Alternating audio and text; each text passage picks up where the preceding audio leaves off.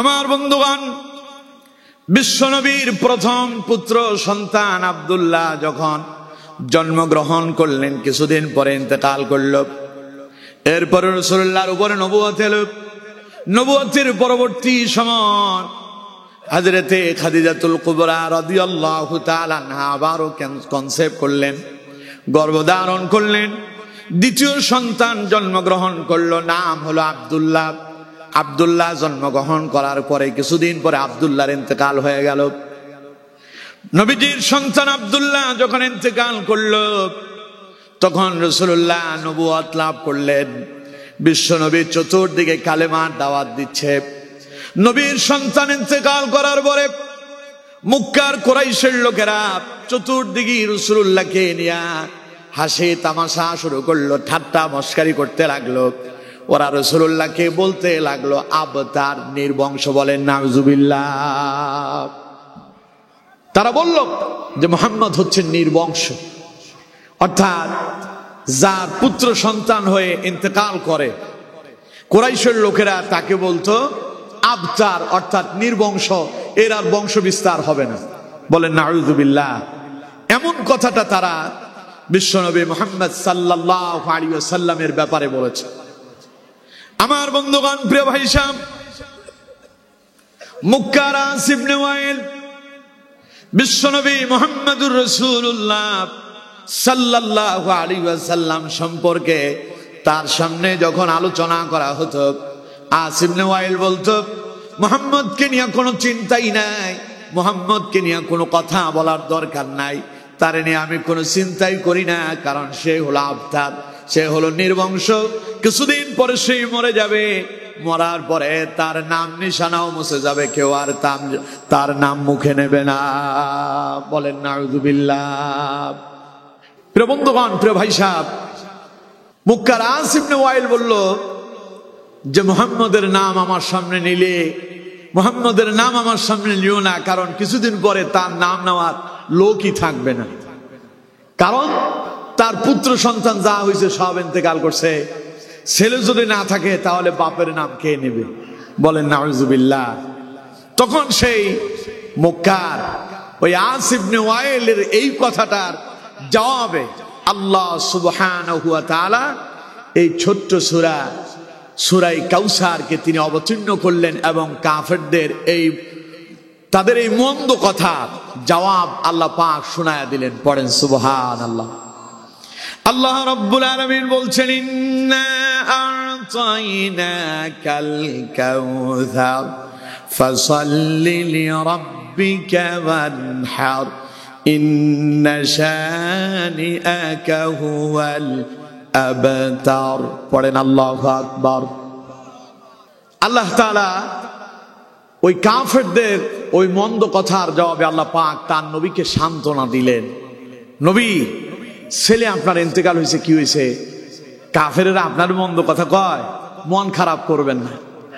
আপনার এই ছেলে ইন্তেকাল করছে, আমি আল্লাহ আপনাকে এর চাইতে উন্নত কিছু দান করব। সুবহানাল্লাহ। কয় আল্লাহ রাব্বুল আলামিন বলছেন, নবী, ছেলে আপনার আব্দুল্লাহ ইন্তেকাল করল, কাফেরেরা আপনাকে আবতার বলে গালি দিল, নির্বংশ বলল, মন খারাপ করবেন না। ওদের এই মন্দ কথার জবাবে আমি আল্লাহ রাব্বুল আলামিন আপনারে পুরস্কার দিয়ে দিলাম। ইন্না আ'তাইনাকাল কাউসার। পড়েন সুবহানাল্লাহ। হে নবী, আমি আপনাকে কাউসার দান করলাম। সুবহানাল্লাহ বললেন না? আরো জোরে পড়েন সুবহানাল্লাহ। আপনারা অনেকে চিন্তা করতেছেন, হুজুর কাউসার এটা আবার কি? এটার বিস্তারিত আলোচনা শোনার জন্য আমাদেরকে রাসূলুল্লাহর হাদিসের দিকে লক্ষ্য করতে হবে। হযরত আনাস ইবনে মালিক রাদিয়াল্লাহু তাআলা আনহু বলছেন, একদিন নবী করিম সাল্লাল্লাহু আলাইহি ওয়াসাল্লাম তিনি মসজিদে এলেন। আমরা রাসূলের সামনে বসে আছি। আমরা দেখতে পেলাম হঠাৎ করে নবীজি একটু জীবনী ভাব আসলো, ঘুমের ভাব এসেছে। অথবা আমরা লক্ষ্য করলাম আকস্মিক নবী যেন হঠাৎ করে অচেতন হয়ে যাচ্ছেন। কিছুক্ষণ পরে বিশ্বনবী তার মাথা উঠালেন, মুস্কি হাসি দিলেন। হযরত আনাস ইবনে মালিক বলছেন, আমরা রাসূলুল্লাহ কি প্রশ্ন করলাম, ইয়া রাসূলুল্লাহ সাল্লাল্লাহু আলাইহি সাল্লাম, হুজুর আপনি হঠাৎ করে মুস্কি হাসি দেওয়ার কারণ কি? আপনি তো একটু আগে ঝিমিয়ে পড়ছিলেন, অচেতন হয়ে যাচ্ছিলেন, আকস্মিক মাথা উঠায়া হাসলেন কেন? আল্লাহ নবী বললেন, এই মুহূর্তে আল্লাহ রাব্বুল আলামিন আমাকে একটা সূরা আমার উপরে নাজিল করেছেন, এজন্য আমি খুশিতে হেসে দিয়েছি। পড়েন সুবহানাল্লাহ। আমার বন্ধুগণ, হযরত আনাস ইবনে মালিক রাদিয়াল্লাহু তাআলা আনহু বলছেন, এবার বিশ্বনবী মুহাম্মদুর রাসূলুল্লাহ সাল্লাল্লাহু আলাইহি ওয়াসাল্লাম তিনি আমাদের সামনে বিসমিল্লাহ বলে তিলাওয়াত করলেন। সবাই আমার সঙ্গে পড়েন, বিসমিল্লাহির রাহমানির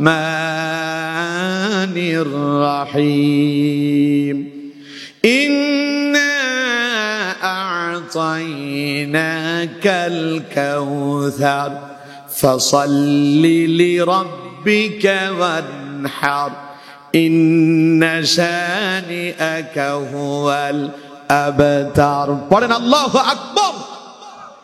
আমার বন্ধুগণ, হযরত আনাস ইবনে মালিক রাদিয়াল্লাহু তাআলা আনহু তিনি বলছেন, বিশ্বনবী মাথা উঁচু করলেন, মুস্কি হাসি দিলেন। জিজ্ঞাসা করলাম, হুজুর কেন হাসলেন? নবীজি বললেন, আমার উপরে একখান সূরা এই মুহূর্তে নাজিল হয়েছে। বিসমিল্লাহ বলে রাসূলুল্লাহ পুরো সূরাটাই তিলাওয়াত করে নিলেন।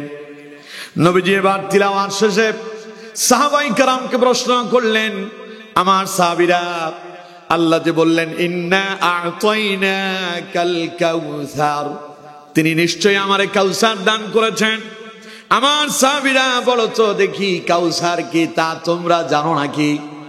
উপস্থিত সমস্ত সাহাবীরা জবাব দিলেন, ওয়াল্লাহু আ'লামু ওয়া রাসূলুহু, আল্লাহ এবং তার রাসূলই ভালো জানেন। কারণ ইতিপূর্বে তো সাহাবায়ে কেরাম কাউসার নামই শুনেন নাই। সুতরাং সাহাবায়ে কেরাম বললেন, ইয়া রাসূলুল্লাহ এই সম্পর্কে আমাদের কোনো ধারণা নাই, এই সম্পর্কে যিনি ভালো জানেন তিনি হলেন আল্লাহ এবং তার রাসূল। পড়েন সুবহানাল্লাহ। এবার নবীজি বললেন, তাহলে আমার সাহাবীরা শোনো, কাউসার কি? কাউসার হলো জান্নাতের একটি নহর, যা কিয়ামতের দিন আল্লাহ রাব্বুল আলামিন আমাকে দান করবেন। সুবহানাল্লাহ। কোন সে কিয়ামতের দিন আল্লাহ পাক ওই নহর আমারে দান করবেন, সেখানে আমার উম্মতেরা আসবে। কিয়ামতের ময়দান হবে অত্যন্ত ভয়াবহ। সূর্য মানুষের মাথার সন্নিকটে আসবে, সূর্যের তাপে মানুষের মাথার মগজগুলো ভাতের মাড়ের নাই টকবক টকবক করতে থাকবে। অপরাধীদের নাকের ছিদ্র আর কানের ছিদ্র দিয়া মাথার মগজগুলো বেয়ে বেয়ে পড়তে থাকবে। কারো বা শরীর থেকে ঘাম বের হতে বের হতে কারো হাঁটু পর্যন্ত ডুবে যাবে, কারো কোমর পর্যন্ত ডুবে যাবে, কারো বা নাকের ডগায় এসে যাবে। সে কিয়ামতের দিন মানুষ পিপাসায় পিপাসিত হয়ে যাবে, মনে হবে যেন তাদের জীবনটা জানটা বেরিয়ে যায়। মানুষ পানির জন্য হাহাকার করতে থাকবে। বিশ্ব নবী বলেন, সেই দিনে কিয়ামতের ওই কঠিন ময়দানে আমি আমার উম্মতদেরকে ওই হাউজে কাউসার থেকে পানি পান করাবো। চিল্লায় পড়েন সুবহানাল্লাহ। আমার বন্ধুগণ, নবী করিম সাল্লাল্লাহু আলাইহি ওয়াসাল্লাম তিনি তার সাহাবীদেরকে বললেন, ও আমার সাহাবীরা শোনো, ওই হাউজে কাউসারটা কেমন হবে? আল্লাহ যে হাউজে কাউসার আমারে দান করলেন, ওই হাউজে কাউসারটা কেমন হবে তা রাসূলুল্লাহ সুন্দরভাবে চমৎকারভাবে সাহাবায়ে কেরামকে জানায়া দিলেন, যা বুখারী শরীফের ভেতরে এসেছে। আমার বন্ধুগণ, বিশ্বনবী বলছেন, قال النبي صلى الله عليه وسلم حوضي مسيرة شهر। নবী করিম সাল্লাল্লাহু আলাইহি ওয়াসাল্লাম বলছেন, আল্লাহ পাক যে হাউজে কাউসার আমারে দান করলেন, ওর প্রশস্ততা এত বিশাল হবে, এক মাথা থেকে অন্য মাথা পর্যন্ত যেতে 1 মাস সময় লেগে যাবে। সুবহানাল্লাহ। বাড়ি যাবেন আরো জোরে কোন সুবহানাল্লাহ। ওর প্রশস্ততা বুঝেন তো? যেমন এখান থেকে মাহফিলের এই যে প্যান্ডেল, এই মাথা থেকে ওই মাথা, এটা হলো দৈর্ঘ্য, আর এই দিক থেকে ওই দিক এটা হলো চড়া, এটাকে বলে প্রশস্ততা। দৈর্ঘ্য এখানে বেশি না প্রশস্ততা বেশি? দৈর্ঘ্যটা কি বেশি, লম্বাটা বেশি। আমার বন্ধুগণ, নবী করিম সাল্লাল্লাহু আলাইহি ওয়াসাল্লাম বলছেন, আল্লাহ আমাকে যে হাউজে কাউসার দান করেছেন, হাউদি মাসিরাতু শাহরিন, সেই হাউজে কাউসারের বিশালতা হলো এই, তার প্রশস্ততা এত বিশাল হবে, এক প্রান্ত থেকে অপর প্রান্তে যেতে 1 মাস সময় লাগবে। সুবহানাল্লাহ বললেন না তো? যারা বুঝেন নাই তারা চুপ থাকবেন, আর যারা বুঝতে পেরেছেন তারা চিল্লায় এখন সুবহানাল্লাহ। আল্লাহ নবী বলছেন এখানে শেষ নয়, সেই হাউজে কাউসারের পানিগুলো কেমন হবে? নবীজি বলছেন মাউহু আবয়াদু মিন লাবানি। রাসূলুল্লাহ বলেছেন ওই হাউজে কাউসারের পানিগুলো হবে দুধের চাইতেও সাদা। দুধ কত সাদা? নবীজি বলছেন এর চাইতে আরো স্বচ্ছ হবে। সুবহানাল্লাহ বললেন না? আমার বন্ধুগণ, রাসূলুল্লাহ বলেছেন ওয়ারিহুহু আতয়াবু মিনাল মিসকি, আর ওই হাউজে কাউসারের পানির ভেতরে যে গ্রানটা থাকবে, ওই গ্রানটা হলো মিসকি আম্বরের চাইতে আরো উন্নত। পড়েন সুবহানাল্লাহ। আচ্ছা, আপনারা বাড়িতে মাঝে মধ্যে শরবত বানান না? শরবত বানানোর জন্য বাজার থেকে আপনারা ট্যাঙ্ক নিয়ে আসেন।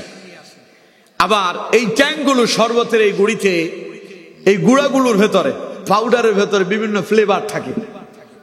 এখন আপনি বাজার থেকে নিয়ে আসলেন আম ফ্লেভারের ট্যাঙ্ক, আইনা যখন আপনি ট্যাঙ্কটারে গুললেন, শরবত তৈরি করলেন, গ্রান যদি নাকের কাছে না আসে, আপনার কাছে ভালো লাগবে? কথা কয় না, ভালো লাগবে? আপনি দোকানদারের কাছে গিয়ে যাই বলবেন, দোকানদার সাহেব এটা একটা কাম করলেন, আমার মনে হয় আপনার এই প্রোডাক্টের মেয়াদ উত্তীর্ণ হয়ে গেছে, তাই বলে এটাতে গ্রান পাওয়া যাচ্ছে না। ঠিক কিনা? রাসূলুল্লাহ বলেছেন আল্লাহ পাক যে হাউজে কাউসার তার নবীকে দান করেছেন, ওয়ারিহুহু আতয়াবু মিনাল মিস্ক, ওই হাউজে কাউসারের শরবত, ওই পানির গ্রানটা হবে মিসকে আম্বরের চাইতে উন্নত মানের। সুবহানাল্লাহ। আমার বন্ধুগণ, শুধু তাই নয়, আল্লাহ নবী বলছেন ওয়াকিজানুহু কান্নুজুমিস সামা। রাসূলুল্লাহ বলেছেন ওই হাউজে কাউসার থেকে পানি পান করার জন্য পাত্র থাকবে আসমানের নক্ষত্রের সমান। আসমানের নক্ষত্র বুঝতে পারছেন? আসমানের তারকারাজি যত আছে, ওই হাউজে কাউসারে পানি পান করার জন্য গ্লাস থাকবে এতগুলো। সুবহানাল্লাহ বললেন না? এখন আসমানের তারকা কত আছে গুণে শেষ করা যাবে? কথা বলে না, গুণে শেষ করা যাবে? গুনতে পারবেন আপনি? গুনতে দিলে জীবন শেষ হয়ে যাবে, কিন্তু গুণে শেষ করা যাবে না। এই জন্য মাঝে মধ্যে আমাদের দেশের ছেলেবেলেরা বিভিন্ন ধাঁধা বলে। তো দাদা কি বানালো? কয় যে ডালা বড়া সুবারি, গুনতে পারলে ব্যাপারি। তো এখন এর উত্তর কি? এর উত্তর হলো ডালা বড়া সুবারি, তার মানে আসমানে আছে অসংখ্য তারকারাজি, গুনতে পারলে ব্যাপারী। যদি গুনতে পারো তাইলে তুমি একজন ব্যাপারী, কারণ ব্যাপারীর কাছে হিসাব নিকাশ থাকে। ঠিক কিনা? কথা কয় না? ঠিক কিনা? তো আসমানে এত তারকারাজি আছে যার কোনো হিসাব দুনিয়ার কারো কাছে নাই। সুবহানাল্লাহ বললেন না? আল্লাহ নবী বলছেন, আল্লাহ রাব্বুল আলামিন তার নবীকে যে হাউজে কাউসার দান করেছেন, কিয়ামতের দিন ওই হাউজে কাউসারের কাছে লোকেরা পানি পান করতে আসবে। ওয়াকিজানুহু কান্নুজুমিস সামা। নবীজি বলেন পানিটা পান করার জন্য পাত্র সংখ্যা হবে আকাশের নক্ষত্রের সমান। আরো আছে, আল্লাহ নবী বলছেন মান শারিবা মিনহা ফালা ইয়াজমাউ আবাদা। রাসূলুল্লাহ বলেছেন ওই পানি যে একবার পান করবে আর জীবনে কোনোদিন সে পিপাসিত হবে না। কিয়ামতের ময়দান তো অত্যন্ত ভয়াবহ হবে। কিয়ামতের ময়দান হবে কি? অত্যন্ত ভয়াবহ। তৃষ্ণায় মানুষের কলিজা বেরিয়ে যাবে, এমন অবস্থা হবে। অপরাধীদের মাথার মগজগুলো ভাতের মারের নাই টকবক টকবক করে করে নাকের ছিদ্র আর কানের ছিদ্র দিয়া বেয়ে বেয়ে পড়তে থাকবে, গলা শুকায় যাবে, জমিনটা তামার হয়ে যাবে, ওটার মাটি থাকবে না। নিচ থেকে উত্তপ্ত গরম, উপর থেকে সূর্যের তাপ, অবস্থা এত ভয়ানক হবে, পানির পিপাসায় লোকেরা কাতর হয়ে যাবে। কিন্তু হাউজে কাউসার থেকে যারা পানি পান করবে, কিয়ামতের দিন তারা আর পিপাসিত হবে না। সে হাউজে কাউসারের পানি পান করতে চান? সবাই বলেন, পান করতে চান? কারা কারা চান দেখি দুই হাত তুলে আল্লাহর দেখান। লিল্লাহি তাকবীর, লিল্লাহি তাকবীর। হাত নামান, আল্লাহ আমাদের হাতগুলো কবুল করুন। আচ্ছা, ওই হাউজে কাউসারের পানি পান করার জন্য কিছু আমল আছে না নাই? জোরে বলেন, আছে না নাই? নামাজ না পড়ে ওই হাউজে কাউসারের পানি খেতে পারবেন?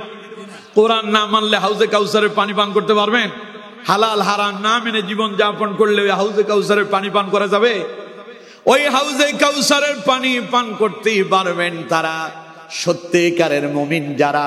কোরআনের ভাষায় আল্লাহ পাক বলছেন, মা আতাকুমুর রাসূলু ফাখুযুহু ওয়া মা নাহাকুম আনহু ফান্তাহু। পড়েন আল্লাহু আকবার। আল্লাহ রাব্বুল আলামিন বলছেন, ওই হাউজে কাউসারের পানি যদি কেউ পান করতে চাও, নবী যা নিয়ে আসছে তা মেনে নাও। নবী যা করতে নিষেধ করছে তা থেকে বিরত থাকো। তা যদি করতে পারো, রাসূলুল্লাহর দেখানো পথ মত তরিকা মোতাবেক যদি জীবন পরিচালনা করতে পারো, কিয়ামতের দিন আল্লাহ রাব্বুল আলামিন তোমাকে হাউজে কাউসারের পানি পান করানোর সুযোগ দিয়ে দেবে। আর যদি তা না করে, আপনি যদি নবীর সুন্নাহ বাদ দিয়ে নিজের বানানো তৈরিকৃত মতবাদের অনুসরণ করেন, ওই হাউজে কাউসারের কাছে যাবেন, তবে পানি পান করতে পারবেন না। বলছেন মুহাম্মদ সাল্লাল্লাহু আলাইহি ওয়াসাল্লাম, নবী করিম সাল্লাল্লাহু আলাইহি সাল্লাম বলছেন, আমার উম্মতেরা হাউজে কাউসারের কাছে আসবে পানি পান করার জন্য। হঠাৎ করে আমিও আমার উম্মতদেরকে পানি পান করাচ্ছি, এমন তো অবস্থায় আকস্মিক একটা পর্দা দাঁড়িয়ে যাবে, অথবা ফেরেশতারা কিছু মানুষকে এখান থেকে আলাদা করতে থাকবে। তখন নবীজি বলেন, আমি আমার রবকে ডাক দিয়ে বলবো, ইয়া রব্বি আসহাবি, হে আমার রব, এরা তো আমার উম্মত, এরা তো আমার উম্মত। ওই মুহূর্তে আল্লাহ রাব্বুল আলামিন বলবেন, নবী আপনি জানেন না, এরা আপনার উম্মত ঠিক, তবে আপনার ইন্তেকালের পরে, আপনার উপাতের পরে এরা নতুন নতুন ইবাদত চালু করেছিল। তাই যারা নতুন ইবাদত চালু করেছিল, যারা আজ হাউজে কাউসারের পানি পান করা থেকে বঞ্চিত তারা। আমার বন্ধুগণ, এরকম নতুন প্রচলিত ইবাদত আমাদের দেশে আছে না নাই? আরো জোরে বলেন, আছে না নাই? বিশেষ করে একটা আপনাদেরকে স্মরণ করাই দিলে আপনারা বুঝতে পারবেন। দেখবেন আমার দেশে 12ই রবিউল আউয়াল আসলে ঈদে মিলাদুন নবী পালন করা হয়। করে না? কথা কয় না, করে না? আপনারাও করেন নাকি?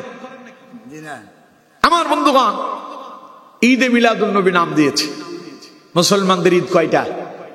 সবাই বলেন কয়টা? একটা ঈদুল ফিতর, আরেকটা ঈদুল আযহা। একটা আমরা বলি রোজার ঈদ, আরেকটা কুরবানির ঈদ। কিন্তু এখন আরো একটা বাইর হয়েছে, ওটার নাম দিয়েছে ঈদে আজম। মানে ওই দুইটার চাইতেও শ্রেষ্ঠ। সেই দিনে রাত 12টা 1 মিনিটে তারা রাসূলুল্লাহর জন্মদিন পালন করে কেক কাটার মধ্য দিয়ে। নাউজুবিল্লাহ বলেন। অথচ কেক কেটে জন্মদিন পালন করার রীতি আর নীতি হলো খ্রিস্টানদের। খ্রিস্টানরা ঈসা আলাইহিস সালামের জন্মদিন পালন করে কেক কাটার মধ্য দিয়ে। বড়দিন আসলে, জানেন না আপনারা, এটা বিশাল বড় কেক নিয়ে আসে, ওইটা কাইটা তারা ঈসা আলাইহিস সালামের জন্মদিন পালন করে। আর সেটা এখন আমাদের মুসলমানদের ভেতরে ঢুকছে। আমি আপনাদেরকে প্রশ্ন করি, নবী করিম সাল্লাল্লাহু আলাইহি ওয়াসাল্লামের ওফাতের পরে অথবা রাসূলুল্লাহর জীবদ্দশায় কোন সাহাবী রাসূলুল্লাহর জন্মদিন পালন করেছিলেন? কথা কয় না, জন্মদিন পালন করেছিলেন? তাহলে এই যে নতুন করে যেটা আবিষ্কার হলো, আর যেটাতে আমরা একেবারে হন্য হয়ে এটারে পালন করতেছি, এটা নতুন একটা ইবাদত চালু হয়েছে। এই ইবাদতের সাথে সম্পৃক্ত হবে যারা, বেদাতি হলো তারা। আর বেদাত করবে যারা, কিয়ামতের দিন আল্লাহ পাকের ওই হাউজে কাউসার থেকে পানি পান করা থেকে বিরত থাকবে তারা, আল্লাহ তাদেরকে পানি পান করতে দেবেন না। নাউজুবিল্লাহ কইলেন না? সুতরাং আমরা যদি নবী করিম সাল্লাল্লাহু আলাইহি ওয়াসাল্লামের ওই হাউজে কাউসার থেকে পানি পান করতে চাই, তাহলে আমাদেরকে নবীর সুন্নাহ অনুসরণ করার দরকার আছে না নাই? আরো জোরে বলতে হবে, আছে না নাই? নবীর তরিকা মতো জীবন পরিচালনা করতে হবে, নবীর তরিকা মতো পরিবার পরিচালনা করতে হবে, নবীর তরিকা মতো সমাজ পরিচালনা করতে হবে, নবীর তরিকা মতো রাষ্ট্র পরিচালনা করা লাগবে, ঠিক কিনা? এখন খালি নবীর তরিকা মতো আপনি চললেন, নবীর তরিকা দিয়া মসজিদ চালালেন, নবীর তরিকা দিয়া রাষ্ট্র চালালেন না, তাহলে আপনি কি নবীর সুন্নাহ মানলেন? কথা কয় না, মানলেন? তাহলে কিছু মানলেন, কিছু মানলেন না। সুতরাং কিছু মানবেন আর কিছু মানবেন না তা হবে না। গোটা জীবনটাই, অর্থাৎ আপনার পরিবার থেকে শুরু করে একেবারে পার্লামেন্ট পর্যন্ত প্রত্যেক জায়গায় রাসূলুল্লাহর সুন্নাহ দিয়া আপনাকে জীবন পরিচালনা করতে হবে। এখন আমি আপনাদেরকে প্রশ্ন করি, আমাদের এই দেশ 90% মুসলমানের দেশ, এই দেশ কি রাসূলুল্লাহর সুন্নাহ দিয়ে পরিচালিত হয়? কথা কয় না। কি দিয়ে চলে? মানব রচিত মতবাদ দিয়ে। যার কারণে স্বাধীনতার এই 54 বছরেও এই দেশ থেকে দুর্নীতি বন্ধ হয় নাই। স্বাধীনতার এই 54 বছরে এই দেশের সুদ বন্ধ হয় নাই, ঘুষ বন্ধ হয় নাই, জেনা বন্ধ হয় নাই, ব্যভিচার বন্ধ হয় নাই, মদ জুয়া বন্ধ করা যায় নাই। আমার দেশে যারাই পার্লামেন্টে যায় তারা প্রত্যেকটা ক্ষমতা থেকে নামার পরে দুর্নীতি দিয়েই তাদের জীবন শেষ হয়, ঠিক কিনা? অথচ আমার বন্ধুগণ, রাষ্ট্র যদি আল্লাহ পাকের দেওয়া কোরআন বিশ্ব নবীর পদ্ধতি মোতাবেক যদি রাষ্ট্র যদি চলতো, দেশে দুর্নীতি থাকতো? কথা কয় না? দেশে দুর্নীতি থাকতো, চুরি থাকতো, সন্ত্রাসী থাকতো, জেনা ব্যভিচার থাকতো, ওগুলো সব বন্ধ হয়ে যেত। কিন্তু এখন বন্ধ হচ্ছে না কেন? কারণ কোরআন দিয়ে রাষ্ট্র চলে না। স্বাধীনতার এই 53-54 বছরে এখনো কোনোদিন কোরআনটাকে পার্লামেন্টে নেওয়া যায়নি। বরং কোরআন প্রেমিক 2-1 জন যারা পার্লামেন্টে সংসদ সদস্য হয়েছিলেন, তাদের 1 টাকার দুর্নীতিও পাওয়া যায়নি। ফলে তাদেরকে মিথ্যা মামলা দিয়া তাদেরকে ফাঁসির কাস্টে ঝোলানো হয়েছিল, ঠিক কিনা? কথা কয় না, ঠিক কিনা? নবীর দেখানো পদ্ধতি মোতাবেক যদি রাষ্ট্র চলতো, তাহলে এই রাষ্ট্রে দুর্নীতি থাকতো না, সুদ থাকতো না, ঘুষ থাকতো না, জেনা ব্যভিচার হতো না, এই দেশের মানুষগুলো আল্লাহর ওলিতে পরিণত হতো, ঠিক কিনা? রাসূলুল্লাহ রাষ্ট্র পরিচালনা করেছেন কোরআন দিয়ে। নবীর রাষ্ট্র ব্যবস্থা এমন ছিল, সন্ত্রাস আল্লাহর ওলিতে পরিণত হয়েছে। সুবহানাল্লাহ বলেন না? হযরতে ওমরের নাম শুনেন নাই আপনারা? শুনছেন? হযরত ওমর কে? আমিরুল মুমিনিন, ইসলামের 2য়তম খলিফা, যিনি অর্ধ পৃথিবী শাসন করেছেন। সুবহানাল্লাহ বলেন না? সে ওমর ইসলাম কবুলের পূর্বে ছিলেন সন্ত্রাস। ইসলাম কবুলের পূর্বে কি ছিল? সন্ত্রাস ছিল। ওমর চেয়েছিল মুহাম্মদ সাল্লাল্লাহু আলাইহি সাল্লামকে হত্যা করবে। নাউজুবিল্লাহ বললেন না? গোটা কাফেরেরা সকলেই চেষ্টা করেছে রাসূলুল্লাহকে কোনো না কোনো ভাবে হত্যা করার জন্য। আবু জাহেল, আবু লাহাব, উতবা, সাহেবারা বিভিন্ন ভাবে চেষ্টা করেছিল রাসূলুল্লাহকে হত্যা করার জন্য, কিন্তু কেউ সাহস করে ডাইরেক্ট রাসূলের সামনে আসে নাই। একদিন আবু জাহেল ঘোষণা দিয়েছে, মুহাম্মদের মাথাটা যে কেটে নিয়ে আসতে পারবে, মুহাম্মদের মাথার বিনিময়ে 100 লাল উট তারে উপহার দেওয়া হবে। বলেন নাউযুবিল্লাহ। আমার বন্ধুগণ, ওমর সেই মজলিসেই বসা। ওমর উঠে দাঁড়িয়ে গেলেন, খাপ থেকে তরবারি খুলে ওমর আবু জাহেল কি বললেও, আবু জাহেল তুমি যা বলেছো তা করতে পারবা তো? আবু জাহেল বলে, ওমর তুমি খালি মুহাম্মদের মাথা এনে দাও। ওমর বলল, তাহলে তুমি অপেক্ষা করো, আমি যাচ্ছি, মুহাম্মদের মাথা কেটে তোমার কাছে এনে দেব। বলেন নাউযুবিল্লাহ। সে ওমর সন্ত্রাস বেশে বের হলেন রাসূলুল্লাহকে হত্যা করার জন্য। কিন্তু প্রতিমধ্যে ঘটনার ব্যতিক্রম হয়ে গেল। ওমর যখন রাসূলুল্লাহকে হত্যা করার জন্য খাপ মুক্ত তরবারি নিয়ে বের হলেন, একজন সাহাবীর সঙ্গে দেখা হয়ে গেল, নাম হলো আব্দুল্লাহ ইবনে নুআইম। নাঈম তাকে জিজ্ঞাসা করলেন, কই যাও তুমি? তিনি বললেন, আমি যাচ্ছি মুহাম্মদের মাথা আলাদা করার জন্য। তখন ওই সাহাবী বললেন, ওমর রে, মুহাম্মদ কি করেছে? ওমর বলল, মুহাম্মদ এক নতুন ধর্ম আবিষ্কার করেছে, বলে আমাদের ধর্মের লোকেরা মুহাম্মদের আনিত ধর্ম গ্রহণ করতে শুরু করছে, সুতরাং এখন আর মুহাম্মদকে বেঁচে থাকতে দেওয়া যাবে না। ওই সাহাবী বললেন, ওমর রাসূল যদি কালেমার দাওয়াত দিয়ে অপরাধ করে, রাসূলুল্লাহর ওই দাওয়াত তো তোমার বাড়িতেও ঢুকেছে। আগে নিজের ঘর ঠিক করো, পর মুহাম্মদকে দেখো। ওমর জিজ্ঞাসা করল, আমার বাড়িতে আবার কেমনে ঢুকলো মুহাম্মদের ইসলাম? সাহাবী বলল, তুমি তোমার বোনের বাড়িতে গিয়ে দেখো। বোনের বাড়িতে এলেন ওমর, দরজার সামনে এসে দাঁড়ালেন। ওমরের বোন ফাতেমা, ভগ্নিপতি সাঈদ, দুইজন ঘরের ভেতরে বসে বসে কোরআন তিলাওয়াত করছেন। কোরআন তিলাওয়াত করছেন দুইজনে। বাহিরে দাঁড়িয়ে ওমর কোরআন তিলাওয়াতের কিছু অংশ শুনেই ফেললেন। এরপরে ওমর দরজায় আঘাত করলেন। ভেতর থেকে আওয়াজ আসলো, কে? ওমর বলছে, আমি ওমর। শোনার সঙ্গে সঙ্গে বোন আর ভগ্নিপতি ভয় পেয়ে গেলেন।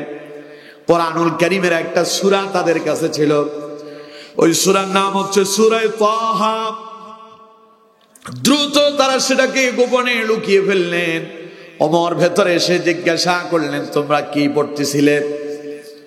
বোন ফাতেমা ভগ্নিপতি চুপ করে দাঁড়িয়ে আছেন। ওমর জিজ্ঞাসা করলেন, আমি শুনতে পেয়েছি তোমরা নাকি ইসলাম কবুল করেছ।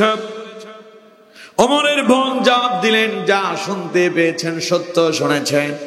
এই কথা শোনার পরে ওমরের মাথা ভালো না খারাপ? কথা কয় না, ভালো না খারাপ? ওমর এবার চাবুক বের করে ভগ্নিপতিরে দেদারসে পিটনি শুরু করছে।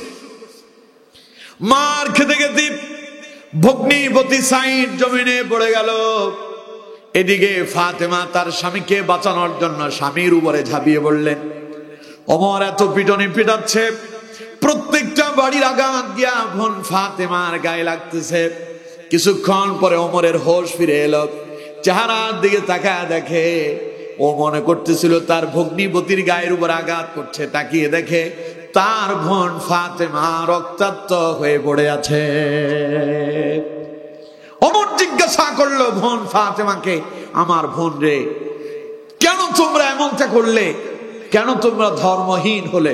মুহাম্মদের ইসলাম কেন কবুল করলে? মুহাম্মদের ইসলাম ছেড়ে দাও। বোন ফাতেমা জবাব দিচ্ছে, আমার ভাই, শুনে রাখো, তুমি আমাদেরকে মেরেছ, রক্তাক্ত করে দিয়েছ। তুমি শুধু আমাদেরকে মারোনি, এইভাবে মারতে মারতে যদি আমাদের জীবনও বেরিয়ে যায়, এরপরে ইসলাম কবুল করেছি, এর থেকে এক বিন্দু পরিমাণ পিছু হতে যাব না, যাব না, যাব না। চিল্লায় পড়েন আল্লাহু আকবার। ওমর পেয়ে গেল ভয়। ওমর ভয় পেয়ে গেল, কিরে, এত মারলাম, এত নির্যাতন করলাম, এরপরে বলতেছে প্রয়োজনে মরে যাব, এরপরেও ইসলাম ছাড়বো না। সুবহানাল্লাহ বলেন না? আমার বন্ধুগণ, ওমরের মনটা হঠাৎ করে নরম হয়ে গেল। ওমর তার বোন ফাতেমাকে ডেকে বলল, বোন আমার, কি যেন পড়তেছে, একটু আমার হাতে দাও তা দেখি। ওমরের বোন ফাতেমা বলল, এটা আল্লাহর কোরআন, এটা তোমার হাতে দেওয়া যাবে না, কারণ তুমি অপবিত্র, তোমার আগে গোসল করে পবিত্র হতে হবে। ওমরের বোন এই কথা বলার পরে ওমর বলল, তাহলে আমার পবিত্র করে দাও, আমার গোসল করায়া দাও। ওমর গোসল করলেন। বোন ফাতেমা এবার ওমরের হাতে কোরআনুল কারীমের ওই সূরা তাহা উঠায়া দিলেন। ওমর পড়া শুরু করলেন, তাহা মা আনজালনা আলাইকাল কুরআনা লিতাশকা ইল্লা তাযকিরাতাল লিমান ইয়াখশা تنزيلا ممن خلق الأرض ওয়াস-সামাওয়াতিল উলা। পড়েন আল্লাহু আকবার। ওমর তিলাওয়াত করছেন, চোখ দিয়ে পানি গড়ায় গড়ায় পড়তেছে। ওমর কান্না করতেছে, ওমরের চোখ দিয়া পানি গড়ায় গড়ায় পড়ে। ওমর তিলাওয়াত করতে করতে এবার তিলাওয়াত করছেন, ইন্নানি আনাল্লাহু লা ইলাহা ইল্লা আনা ফা'বুদনি ওয়া আকিমিস সালাতা লিযিকরি। এই আয়াত পড়ার পরে ওমর স্থির থাকতে পারলেন না। ওমরের চোখ দিয়া পানি পড়তেছে, সারা শরীরে কম্পন ধরে গেল। এই কম্পন এই চোখের পানি কোনো দুঃখের পানি নয়, এই কম্পন কোনো ভয়ের কম্পন নয়, বরং ওমর কোরআনের আয়াত তিলাওয়াত করতেছে। ওমরের ঈমান বৃদ্ধি পাচ্ছে, কোরআন পড়তেছে, আর ওমর মনে মনে চিন্তা করতেছে, এত চমৎকার কথা যিনি দিয়েছেন, কি করে আমি তার অবদ্ধ হয়ে গেলাম। পড়েন আল্লাহু আকবার। এবার ওমর তার বোনকে ডেকে বললেন, বোন রে আমার, এখানে আমি আর দাঁড়িয়ে থাকতে পারবো না, আমাকে দ্রুত নিয়ে চলো, রাসূলুল্লাহর দরবারে নিয়ে চলো। বিশ্বনবীর দরবারে নিয়ে যাওয়া হলো হযরত ওমরকে। ওমর রাসূলুল্লাহর সামনে গেলেন, সংক্ষেপে বলছি, ওমর রাসূলুল্লাহর সামনে গেলেন, তখন নবীর উপরে ওহী অবতীর্ণ হচ্ছিল। বিশ্বনবী মুহাম্মদ সাল্লাল্লাহু আলাইহি সাল্লামের উপরে যখন ওহী নাজিল হওয়া সমাপ্ত হলো, ওমর রাসূলুল্লাহর সামনে দাঁড়িয়ে আছেন। নবীজি ওমরের বুকের সামনে দিয়া জামাটা চেপে ধরলেন, ধরে একটা ঝাঁকুনি দিয়া বললেন, ওমর রে, আর কতদিন তুমি ইসলামের বিরোধিতা করবে? এখনো কি সময় আসে নাই ইসলাম কবুল করবা না? নবীজি কথা বলার সঙ্গে সঙ্গে ওমর বললেন, আশহাদু আল্লা ইলাহা ইল্লাল্লাহু ওয়া আশহাদু আন্না মুহাম্মাদান আবদুহু ওয়া রাসূলুহু। পড়েন আল্লাহু আকবার। ওমর বললেন, আমি সাক্ষ্য দিচ্ছি আল্লাহ ছাড়া আর কোনো ইলাহ নাই, আইন দাতা নাই, বিধান দাতা নাই, রিজিক দাতা নাই, হায়াত দাতা নাই, মৃত্যু দাতা নাই, সকল ক্ষমতার একচ্ছত্র মালিক যিনি, তিনি কে? চিল্লায় বলতে হবে, তিনি কে? ওমর বললেন, আমি সাক্ষ্য দিচ্ছি আল্লাহ ছাড়া আর কোনো ইলাহ নাই, এবং আপনি মুহাম্মদ সাল্লাল্লাহু আলাইহি ওয়াসাল্লাম আল্লাহর প্রেরিত বান্দা এবং রাসূল। সুবহানাল্লাহ। কোন আমার বন্ধুগণ, ওমর ইসলাম কবুল করলাম। ঈমান কবুলের আগে ওমর ডাইরেক্ট রাসূলুল্লাহর হত্যা করার জন্য তরবারি নিয়ে বের হলো। তার মানে তখন ওমর সন্ত্রাস। ঈমান কবুল করার পরে ওমর শুধু মুসলমানই হন নাই, নবীরা তো কাছাকাছি ছিলেন। বিশ্ব নবী বলেছেন, আনা খাতামুন নাবিয়্যিন লা নাবিয়্যা বাদি, আমি শেষ নবী, আমার পরে আর কোন নবী আসবে না। আল্লাহ যদি আমার পরে কাউকে যদি নবী বানাতেন, লাকানা ওমরুন, তাহলে ওমরই হয়ে যেত নবী। সুবহানাল্লাহ বললেন না? তাহলে ইসলাম একজন সন্ত্রাসকে আল্লাহর ওলিতে পরিণত করতে পারে, ঠিক কিনা? জোরে বলেন, ঠিক কিনা? সুতরাং সেই জন্য খালি নিজে নামাজ কালাম পড়বেন, অন্যকে বলবেন না। নিজে খালি মসজিদে যাবেন, অন্যকে নামাজের কথা বলবেন না, ওটা হবে না। নিজেও নামাজ পড়তে হবে, পরিবারকেও নামাজের জন্য বাধ্য করতে হবে, সমাজেও নামাজ প্রতিষ্ঠা করতে হবে, রাষ্ট্রীয় নামাজ প্রতিষ্ঠা করতে হবে। গোটা জীবন আপনার পরিবার থেকে শুরু করে রাষ্ট্র পর্যন্ত রাসূলুল্লাহর সুন্নাহ দিয়ে যদি চালাতে পারেন, কিয়ামতের কঠিন ময়দানে রাসূলুল্লাহর হাত থেকে হাউজে কাউসারের পানি পান করতে পারবেন। কথা কি বুঝতে পেরেছেন? নবীর সুন্নাহ মানবেন না, মসজিদে আসলে খালি ইসলাম মানবেন, মসজিদ থেকে বের হলে ইসলাম মানবেন না, তাহলে আপনি রাসূলুল্লাহর সুন্নাহর অনুসরণ করলেন না। মনে রাখবেন, আপনি কিয়ামতের ময়দানে হাউজে কাউসারের পানি পাবেন না। কারণ হাউজে কাউসারের পানি পাওয়ার শর্ত হলো নবীর সুন্নাহ মানতে হবে, রাসূলুল্লাহর দেখানো পদ্ধতিতে জীবন পরিচালনা করতে হবে। এখন আমি আপনাদেরকে প্রশ্ন করি, আপনারা কি হাউজে কাউসারের পানি পান করতে চান? তাহলে জীবনটা রাসূলুল্লাহর আদর্শে সাজাতে পারবেন তো? সবাই বলেন, পারবেন তো ইনশাআল্লাহ? আমার কথা হলো, আগামীর পার্লামেন্টে যেই সরকারি যায়, যেই দলেরই হোক, আমার কোনো আফসোস নাই। আফসোস খালি এক জায়গায়, যে কোরআন দিয়ে কেন রাষ্ট্র চলে না। মানুষের তৈরিকৃত মতবাদ দিয়ে, আইন দিয়ে 54 বছর তো চললো, দেশে তো শান্তি এলো না। এবার একটু কোরআন দিয়ে সাজান না, দেখবেন কোরআনের শাস্তি কি? চোর চুরি করলে হাত কেটে দিতে হবে, ঠিক কিনা? 2-4টা চোরের যদি হাত কেটে দেওয়া হয়, দেশে আর চুরি থাকবে? আরে আপনারা যে এখন মসজিদের ভেতরে ঢুকেন, জুতা রাখার জন্য বক্স রাখছে, চোরগুলোর ধরে যদি হাত কেটে দেওয়া হয়, জুতার বক্স আর মসজিদে ঢোকানো লাগবে না। সৌদি আরবের মতো মসজিদের কাতারগুলোতে থাকে কোরআনুল কারীমের বক্স, আর আমাদের দেশে থাকে জুতার বক্স। নামাজও পড়ে, সাথে জুতাও রাখা লাগে। আর ওখানে মসজিদগুলোতে সামনের দিকে সারিবদ্ধভাবে কোরআনুল কারীম রাখা আছে, লোকজন ভেতরে ঢুকে আর কোরআন তিলাওয়াত করে। সুবহানাল্লাহ বলেন না? কারণ ওদের দেশে চোর নাই। চোর তো আমরা তৈরি করতেছি।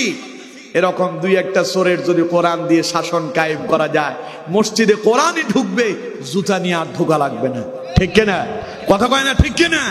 তবে এই দেশে জুতা চোরের শাসন হয়, জুতা চোরের বিচার হয়, মূলা চোরের বিচার হয়, কোমড়া চোরের বিচার হয়।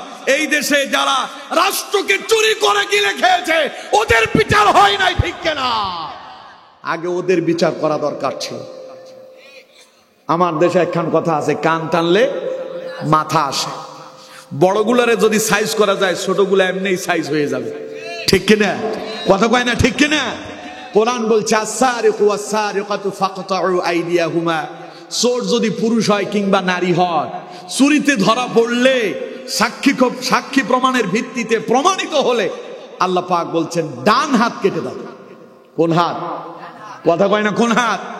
এখন ডান হাত কেটে দিলে অবস্থা ভালো না খারাপ?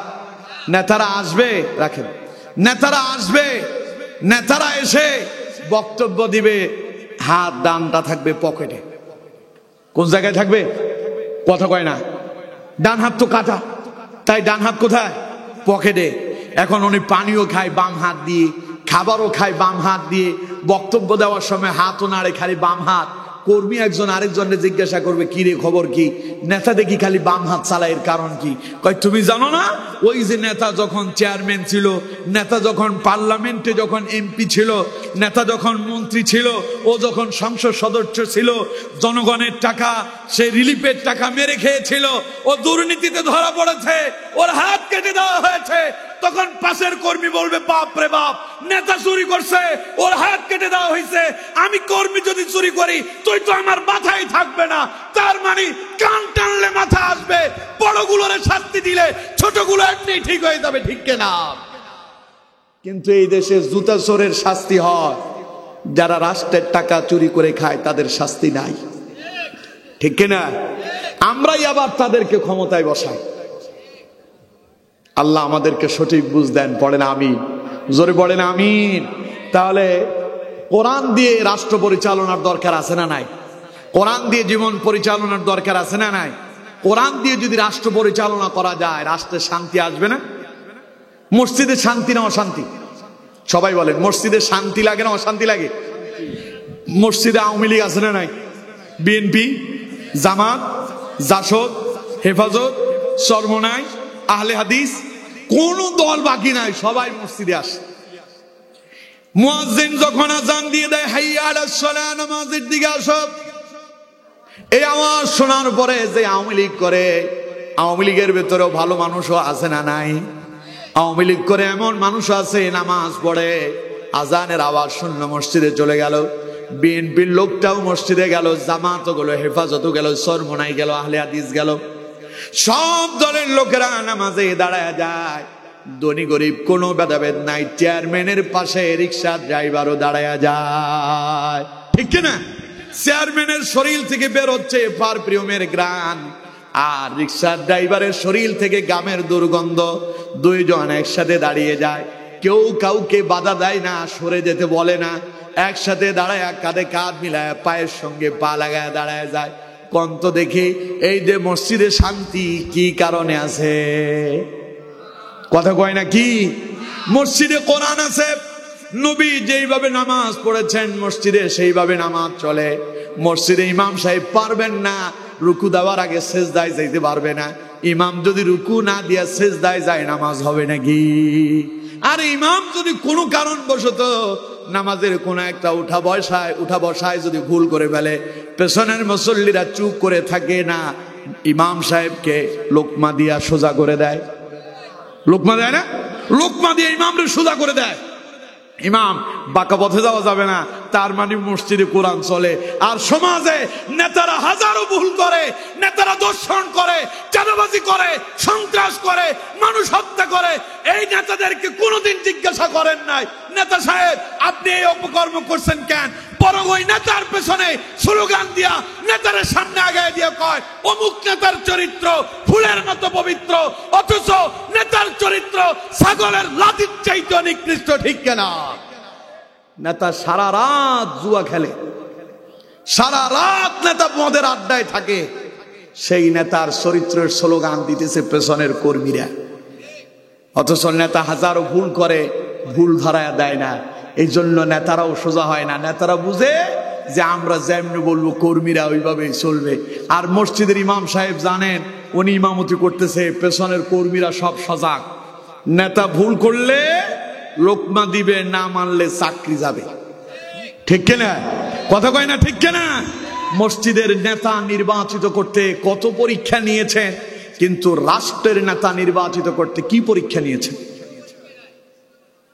ইমাম নিয়োগ দেওয়ার আগে জিজ্ঞাসা করে, ইমাম সাহেব বিয়ে শাদী করছেননি, ছেলে মেয়ে কয়জন, বাড়ির কি অবস্থা, ইমামের কোন সুদের কারবার টারবার আছে কিনা, ইমামের বউ পর্দা করে কিনা, ইমামের মা বাবা ঠিক আছে কিনা, সব দেখে। এরপরে ইমামরে চাকরি দেওয়ার সময় কয় ৩,০০০ টাকা বেতন পারবেন কিনা। ঠিক কিনা? কথা কয় না? ঠিক কিনা? আপনারা ঠিক না বললেও ঠিক, এটাই ঠিক। আপনাদের ইমাম সাহেবের বেতন কত? কত গো? সব মিলে বছরের বাদ দেন, মাস কম ৭-৮ হাজার, সব মিলায় ৭-৮ হাজার আছে। ৭-৮ হাজার টাকা দিয়ে একটা মানুষের পরিবার চলাটা সহজ না কঠিন? কথা কয় না? সহজ না কঠিন? আহা, কিন্তু ইমাম সাহেব চলছে, কারণ তিনি যে নেতার দায়িত্ব নিয়েছেন, তিনি চিন্তা করতেছে আমি যদি ইমামতি না করি এই মুসল্লিদের অবস্থা কি হবে। তাই তাদের কথা মাথায় রেখে নিজেও জান্নাতের দিকে যাচ্ছেন, কর্মীদেরকেও জান্নাতের পথে নিয়ে যেতে চান। ঠিক কিনা? এই জন্য আপনার গালিও শোনে, অল্প বেতন হলেও আল্লাহর খুশির জন্য মসজিদে ইমামতি করে। সব ইমাম সাহেবরা যদি আন্দোলন করে যে আমরা ২০,০০০ টাকার নিচে বেতন না দিলে মসজিদে আমরা চাকরি করব না, কারে দিয়ে নামাজ পড়বেন? আপনারা ২০,০০০ টাকা দিতে বাধ্য হবে। ঠিক কিনা? কথা কয় না? ঠিক কিনা? কিন্তু যে ইমাম মসজিদে ঢুকালেন, যেই নেতারে বানালেন, ওর কোনো দুর্নীতি নাই, চুরি নাই, টেন্ডারবাজি নাই, সুদ নাই, মদে যায় না, জুয়ার আসরে যায় না, নামাজ কালাম পড়ে, আপনাদেরকে নিয়ে আল্লাহর সাহায্যে তারও জীবন চলে, আপনাদেরটাও চলে, কিন্তু নেতারটা চলে না। কারণ নেতা তো ভেতরে ভেতরে আকাম কুকামি আছে। ঠিক কিনা? কথা কয় না? ঠিক কিনা? এর জন্য আমার বন্ধুগণ, মসজিদের ইমাম যেরকম নেতা বানানোর সময় সব পরীক্ষা নিরীক্ষা করেছেন, রাষ্ট্রের নেতাটাও সেইভাবে পরীক্ষা করে নিযুক্ত করেন। তাহলে মসজিদে যেমন শান্তি মিলে, রাষ্ট্রীয় শান্তি মিলবে না? কথা কয় না? মিলবে না? এখন রাষ্ট্রের শান্তি চান আপনারা? একজনে বলছে, বাকিরা বলেন। রাষ্ট্রে শান্তি চান? আচ্ছা, রাষ্ট্রে শান্তি চান না কারা কারা? হাত তোলেন। বাপরে বাপ, না হুশ ঠিক আছে। তার মানে সবাই রাষ্ট্রে শান্তি চান। রাষ্ট্রটা কোরআন দিয়ে চলুক চান আপনারা? দেখি তো রাষ্ট্র কোরআন দিয়ে চলুক কারা কারা চান? লিল্লাহি তাকবীর, লিল্লাহি তাকবীর। দেন হাত নামান, আল্লাহ আমাদের হাতগুলো কবুল করুন।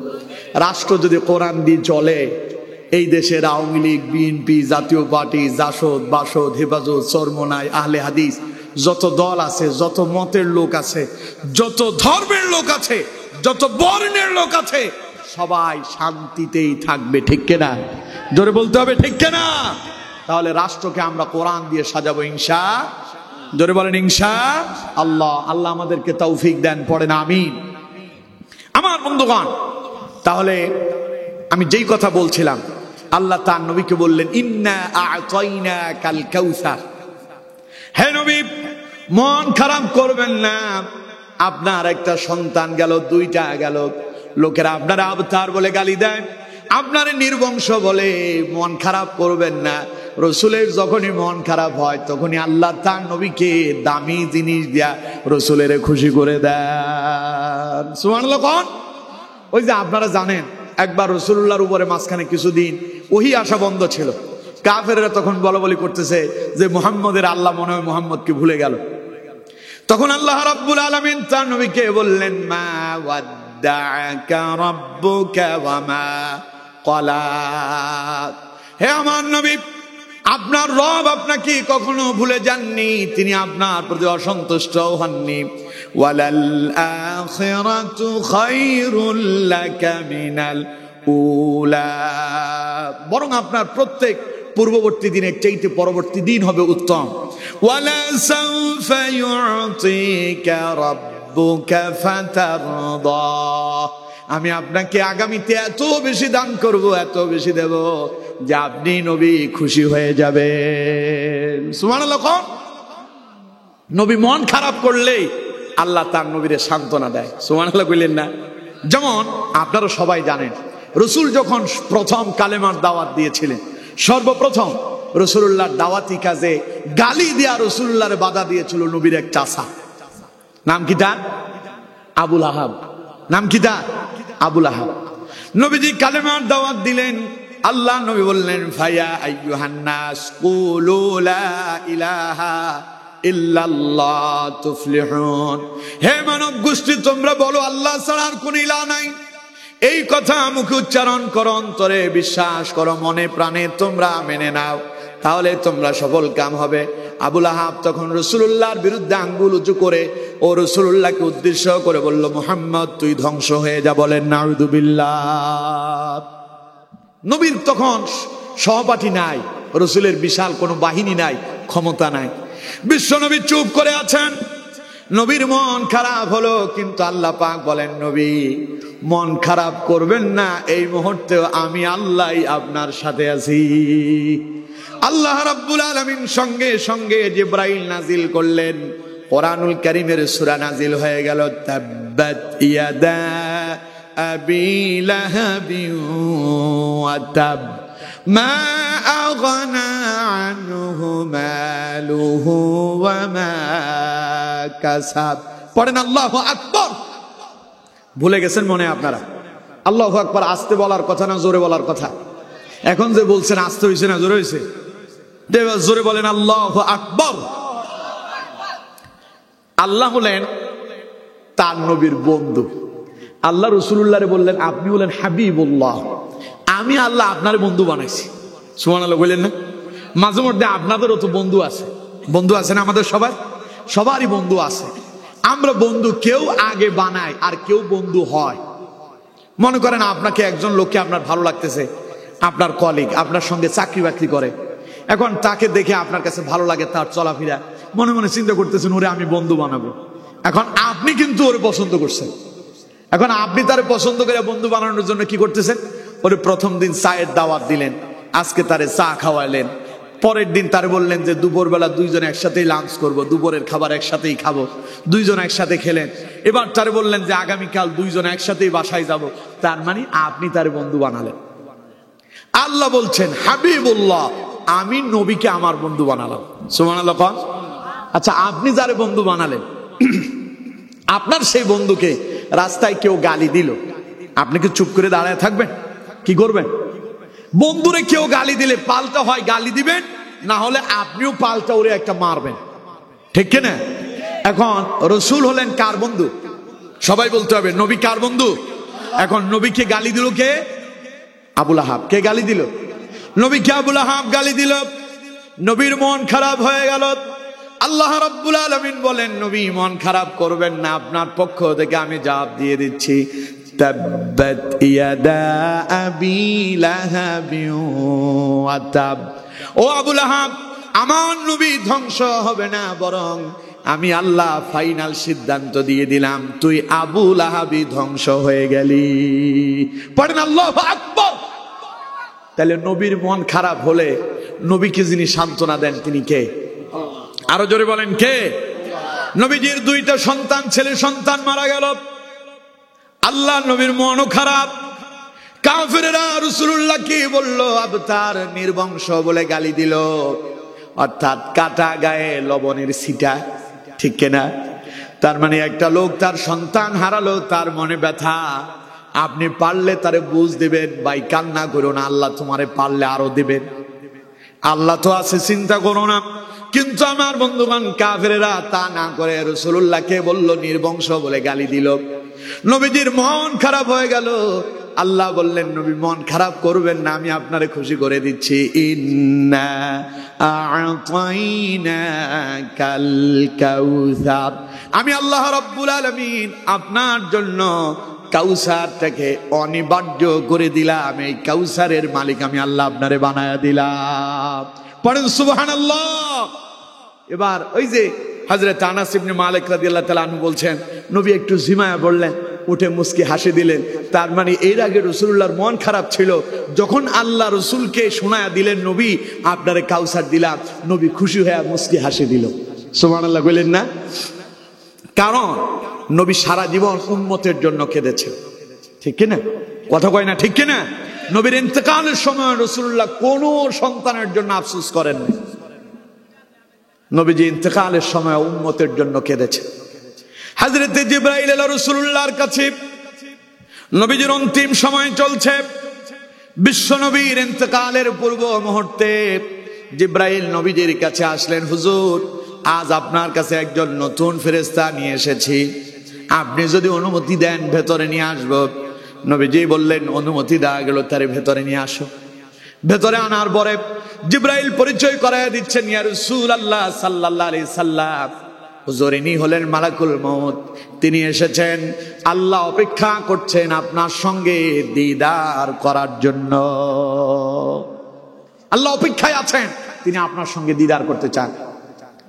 হযরত মালাকুল মউত বললেন, ইয়া রাসূলুল্লাহ সাল্লাল্লাহু আলাইহি সাল্লাম, আল্লাহ আমাকে প্রেরণ করেছেন, ইতিপূর্বে কারো জান কবজ করার জন্য আমাকে অনুমতি নিতে হয় নাই। আল্লাহ আমাকে বলেছেন আপনার থেকে অনুমতি নেওয়ার জন্য। আপনি যদি বলেন আপনার জান কবজ করা হবে, আর রাসূলুল্লাহ বললেন আমি যদি না করি তাহলে কি হবে? হযরত মালাকুল মউত বললেন, ইয়া রাসূলুল্লাহ, আল্লাহ বলেছেন তাহলে যেন আমি ফেরত আসি। নবীজি বললেন, তাহলে আর দেরি কেন? যেহেতু আল্লাহ আমার সঙ্গে দিদার করবেন, আমিও তো আমার রবের সঙ্গে দিদারের জন্য প্রস্তুতি নিয়ে আছি। মালাকুল মউত, তুমি তোমার কাজ শুরু করে দাও। মালাকুল মউত রাসূলুল্লাহর বুকের উপরে যখন হাত রাখলেন, নবীজি চিৎকার মেরে উঠলেন। নবীজি বললেন, মালাকুল মউত, থামো থামো, তুমি কি করতেছ? হযরতে মালাকুল মউত বললেন, ইয়া রাসূলুল্লাহ, আমি তো কিছুই করি নাই, মাত্র আমার হাতখানা আপনার বুকের উপরে রেখেছি। নবীজি বললেন, মালাকুল মউত রে, বুকের উপরে হাত রেখেছো, যদি এত কষ্ট হয়, আমার কাছে মনে হচ্ছে উহুদ পাহাড়টা আমার বুকের উপরে চাপিয়ে দেওয়া হয়েছে। মালাকুল মউত রে, এখনো তুমি কিছুই করো নাই, তাহলে আমার উম্মত এই মৃত্যুর যন্ত্রণা কিভাবে সহ্য করবে? মালাকুল মউত, যাও, আমার রবের কাছে ফিরে যাও, আল্লাহকে বলো তিনি যেন আমার উম্মতের সব কষ্টগুলো আমার উপরে চাপায়া দেয়, আমার উম্মতের সকল মৃত্যুর যন্ত্রণা যেন আল্লাহ আমার উপরে দেয়, আর আমার উম্মতের মৃত্যুটাকে তিনি যেন আহসান করে দেন। পড়েন সুবহানাল্লাহ। জিবরাইল ওহী নিয়ে এলেন, নবীকে শোনায় দিলেন, নবী, আল্লাহ রাব্বুল আলামিন ওয়াদা করেছেন, আপনার কোন উম্মত যদি দৈনিক 5 ওয়াক্ত নামাজ যদি সঠিকভাবে আদায় করতে পারে, ইমানের উপরে ইস্তেকামত থাকতে পারে, যার শেষ কথা হবে লা ইলাহা ইল্লাল্লাহ দাখালাল জান্নাহ। পড়েন সুবহানাল্লাহ। মান মাতা লা ইলাহা ইল্লাল্লাহ, যার মৃত্যুর আগে শেষ কথা হবে লা ইলাহা ইল্লাল্লাহ দাখালাল জান্নাহ, আল্লাহ তার জান্নাত দিয়ে দেবেন। পড়েন সুবহানাল্লাহ।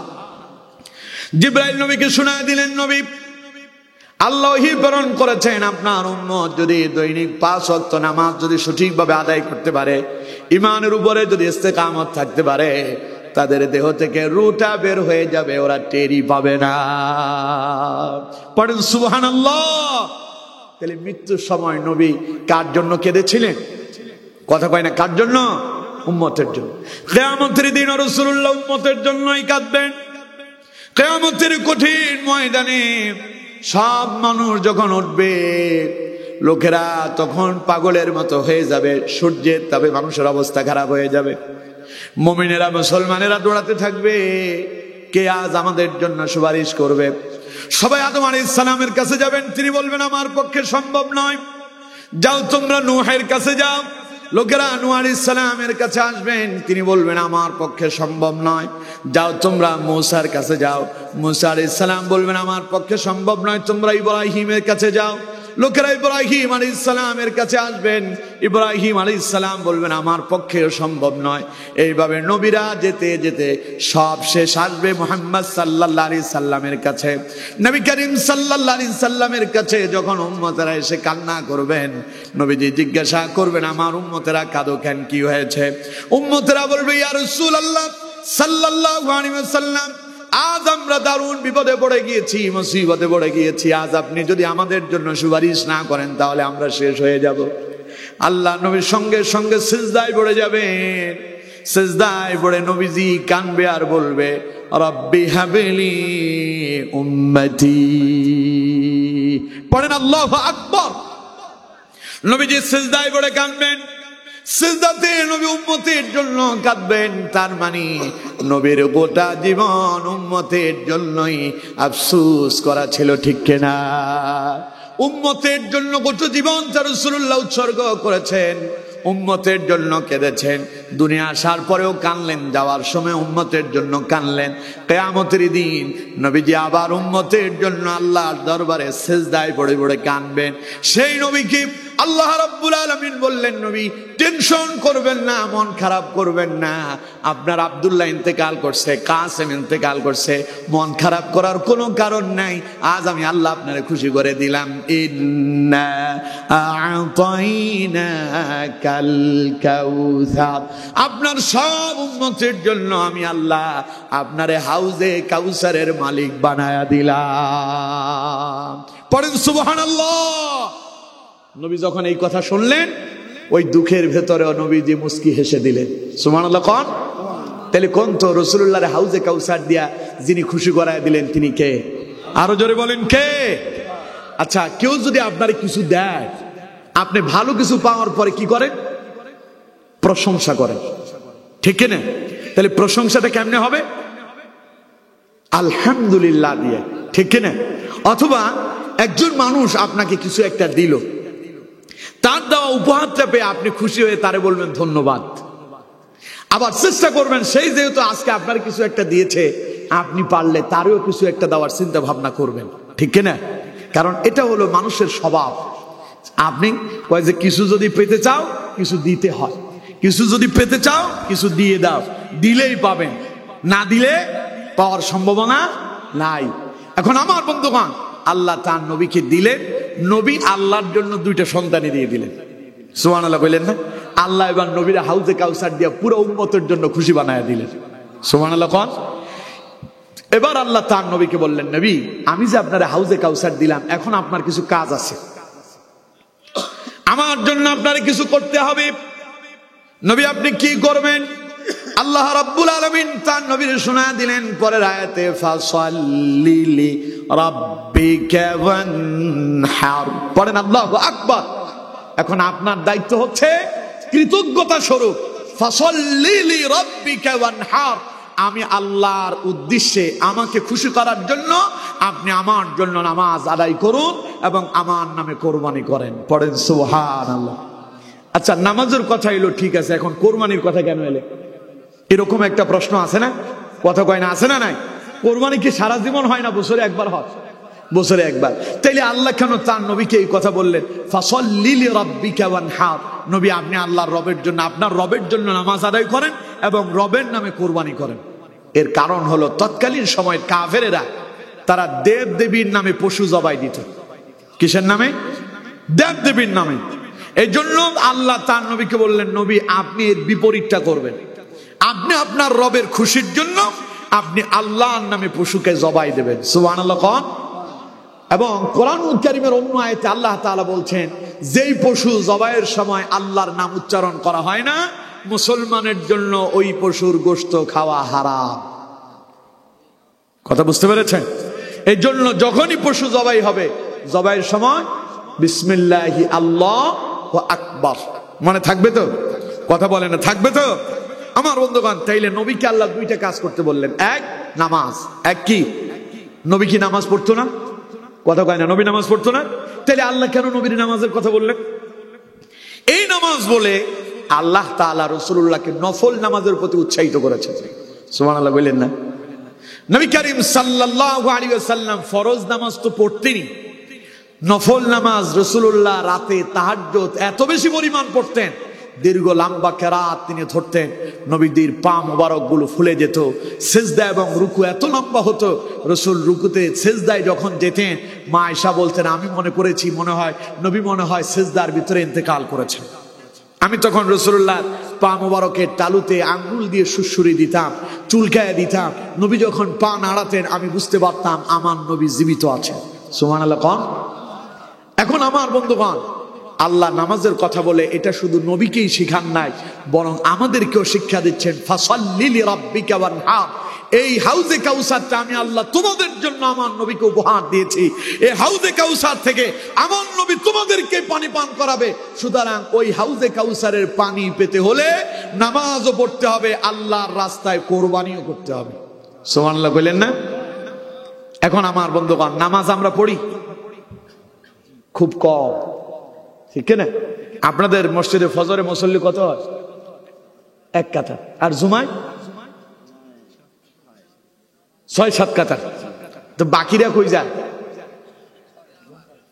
ঘুম পাড়ে। হাই হাই, কাম হবে? হাউজে কাউসারে পানি পাওয়া যাবে? আল্লাহ বলছেন, নবী যেহেতু হাউজে কাউসার দিলাম, ফাসাল্লি লিরাব্বিকা ওয়ানহার, কোরবানি করেন। কোরবানির অনেকগুলো ইতিহাস আছে। এক, কোরবানি পশু জবাই, আরেক কোরবানি হচ্ছে আল্লাহর রাস্তায় নিজের জীবনকে উৎসর্গ করে দেন। ওটা জান দিয়ে হইতে পারে, মাল দিয়ে হইতে পারে। কথা বুঝতে পেরেছেন? আমার বন্ধুগণ, আল্লাহ তার নবীকে বললেন, নবী আপনি আল্লাহর রাস্তায় আল্লাহর সন্তুষ্টির জন্য নামাজ আদায় করেন এবং কোরবানি দেন। এখন আপনারা বলবেন, হুজুর কোরবানি তো বছরে একবার আমরা সবাই দেয়, না পারলে ঋণ ফিন কইরা হইলেও সুদের উপরে নিয়ে হইলেও তো গরু জবাই দেয়, কারণ ওর মতে এরকম সুন্নাত আমাল বছরে বছরে একবার আসে, ওটা যদি না করি তাহলে কেমন দেখা যায়, লোকজন বলবে অমুকে কোরবানি দেয় নাই। ঠিক কিনা? মানুষের খুশি করার জন্য কোরবানি দেয়, মানুষের দেখানোর জন্য কোরবানি দেয়, এইরকম লোক তো আপনাদের বগুড়ার নন্দীগ্রামে নাই। হ্যাঁ, এখন আল্লাহ বলছেন ফাসাল্লি লিরাব্বিকা ওয়ানহার, রবের খুশি করার জন্য কোরবানি দিতে, আপনি মানুষের খুশি করান। আরো গরু কেনার সময় জিজ্ঞাসা করে গোশত কয় মন হবে, আবার আশেপাশের লোকদেরকে জিজ্ঞায় আমার এটা এত টাকা দিয়ে কিনছি, এখন ঠকলাম না জিতলাম, আছে না নাই? কাম হবে? আপনি তো আল্লাহর জন্য নিয়ে আসলেন, ওইটা লোক দেখাবেন কে? সুতরাং আমার বন্ধুগণ, নামাজ এবং কোরবানি গোটা জীবনটাই আল্লাহর জন্য হতে হবে। আল্লাহ কোরআনুল কারীমে বলছেন, কুল ইন্না সালাতি ওয়া নুসুকি ওয়া মাহইয়ায়া ওয়া মামাতি লিল্লাহি রাব্বিল আলামিন। আল্লাহ বলছেন, নবী বলুন, কুল আপনি বলুন, ইন্না সালাতি নিশ্চয় আমার নামাজ, ওয়া নুসুকি আমার কুরবানি, ওয়া মাহইয়ায়া আমার বেঁচে থাকা, ওয়া মামাতি আমার মরে যাওয়া, লিল্লাহি রাব্বিল আলামিন সব হতে হবে কার জন্য? আরো জোরে বলেন, কার জন্য? এখন আপনি তো জীবন বাঁচায় রাখছেন পরিবারের জন্য, আপনি তো বেঁচে আছেন পরিবারের খুশি করার জন্য, আপনি তো কেউ কেউ বেঁচে আছে ক্ষমতায় যাওয়ার জন্য, খালি অপেক্ষা করতেছে কখন যে ক্ষমতায় যাব, আছে না নাই? কিন্তু আমার বন্ধুগণ, আল্লাহ বলছেন না, বাঁচতে হলেও আল্লাহর জন্য বাঁচতে হবে, মরতে হলেও আল্লাহর জন্য মরতে হবে, নামাজও আল্লাহকে খুশি করার জন্য করতে হবে, কোরবানিটাও আল্লাহর খুশির জন্যই করতে হবে। তাহলে নামাজ, এরপরে কোরবানি, আমার জীবন মরণ সব কার জন্য হবে? সবাই বলেন, কার জন্য? আল্লাহর জন্য। আর যদি তা যদি না করেন, জীবনে কোনো সফলতা আসবে না। রাত 12টা বেজেছে, আলোচনা শেষ করে দেবে এবার। আমার বন্ধুগণ, শেষ আয়াত এবার আল্লাহ রাব্বুল আলামিন ওই যে কাফেরদের কথা জবাব দিয়ে দিচ্ছেন, ইন্না শানিআকা হুয়াল আবতার। যারা আপনার শত্রু, যারা আপনারে নির্বংশ বলল, আপনি নির্বংশ নন, বরং তারাই হলো নির্বংশ। কার কথা? আরো জোরে বলেন, কার কথা? মক্কায় একবার ইহুদিদের নেতা আসছিল, নাম হচ্ছে কাব ইবনে আশরাফ। এই কাব ইবনে আশরাফ মক্কায় আসার পরে মক্কার কাফেরেরা কাব ইবনে আশরাফকে জিজ্ঞাসা করতেছে, আপনি মদিনার শ্রেষ্ঠ লোক না? ও বলতেছে হ্যাঁ। আপনি মদিনার নেতা না? ও কয় যে হ্যাঁ। আচ্ছা, আমরা এই কাবা ঘরের খেদমত করি, আমরা এই ঘরের হজ করি, এই নির্বংশ এই আবতার মুহাম্মদ বলে আমরা নাকি তার চাইতে নিকৃষ্ট, সেই নাকি আমাদের চাইতে উৎকৃষ্ট। এই কথাটা কি ঠিক? তখন ইহুদিদের নেতা ওই কাব বলল, আসলে মুহাম্মদ যা বলছে তা ভুল, বরং মুহাম্মদ নিকৃষ্ট, তোমরা উৎকৃষ্ট। বলেন নাউজুবিল্লাহ। নাউজুবিল্লাহ কইলেন না? আমার নবী নিকৃষ্ট না উৎকৃষ্ট? রাসূলুল্লাহর সম্মান কম না কাফেরদের সম্মান বেশি? নবীর সম্মান বেশি না কাফেরদের সম্মান বেশি? আমার ভাষা কি আপনারা বুঝেন? মাইকের আওয়াজ তো এখন ঠিক আছে, এখন ঠিক মতো শোনেন না? তুই জবাব দেন না কেন? কাফেরদের সম্মান বেশি না নবীর সম্মান বেশি? আচ্ছা, আমাদের সম্মান বেশি না নবীর সম্মান বেশি? আলেমদের সম্মান বেশি না নবীর সম্মান বেশি? পীরের সম্মান বেশি না নবীর সম্মান বেশি? অথচ ওই ইহুদি নেতা কাব ইবনে আশরাফ বলল যে না, মুহাম্মদ তোমাদের ভেতরে নিকৃষ্ট, তোমরা মুহাম্মদের চাইতে উৎকৃষ্ট। বলেন নাউযুবিল্লাহ। তখনই আল্লাহ রাব্বুল আলামিন ওই মুহূর্তে আয়াত অবতীর্ণ করে দিলেন, ইন্না শানিআকা হুয়াল আবতার। নবী হে, মোটে আপনি নির্বংশ নন, বরং যারা আপনাকে নির্বংশ বলে গালি দিল ওরাই নির্বংশ। বরং আমি আপনার বংশকে এত উন্নত করলাম, কিয়ামত পর্যন্ত আপনার এই বংশের প্রদীপ জ্বলতে থাকবে। সুবহানাল্লাহ। যে আবু জাহেল, আবু লাহাব, উতবা, সাইবা, মুগীরা যারা রাসূলুল্লাহকে গালি দিল, নির্বংশ বলল, আজ তারাই নির্বংশ হয়েছে। মুহাম্মদ সাল্লাল্লাহু আলাইহি সাল্লামের সম্মান কমেছে না বেড়েছে? আল্লাহ কয়, নবী আপনার কোনো ছেলে নাই, তা ঠিক আছে, তবে আপনার নাম নেওয়ার জন্য तमाम পৃথিবীতে আমি আল্লাহ কোটি কোটি আমার বান্দাদেরকে তৈরি করে রেখেছি। পড়েন সুবহানাল্লাহ। আপনার সামনে কেউ যদি আপনার বাপের গালি দেয়, চুপ করে বসে থাকবেন? কথা কয় না, চুপ করে বসে থাকবেন? এবার কোন আপনার সামনে কেউ যদি আপনার নবীরে গালি দেয়, চুপ থাকবেন? বাপেরে গালি দিলে যতটুকুন না প্রতিবাদ হবে, নবীরে গালি দিলে সাইটে। বাপেরে গালি দিলে তো খালি পরিবারের লোকজনের প্রতিবাদ করবে, নবীরে গালি দিলে সমগ্র মুসলিম উম্মাহ একত্রিত হয়ে প্রতিবাদ জানায়। ঠিক কিনা? জোরে বলেন ঠিক কিনা? আল্লাহ কয়, নবী ওরা আপনারে বলে আপনি আবতার, আপনি নির্বংশ না। ইন্না শানিআকা হুয়াল আবতার। যারা আপনারে নির্বংশ বলে প্রকৃত পক্ষে তারাই নির্বংশ, ওদের প্রদীপ আর কোনোদিন জ্বলবে না। আমি আপনার সম্মানকে এত উঁচু করলাম, ওয়ারাফা'না লাকা যিকরাক। পৃথিবীতে যা কিছু আছে এই সব কিছুর উপরে আপনার সম্মানকে আমি উঁচু করে দিয়েছি। পড়েন সুবহানাল্লাহ। নবীর নাম না নিলে নামাজ হবে? কথা কয় না, নামাজ হবে?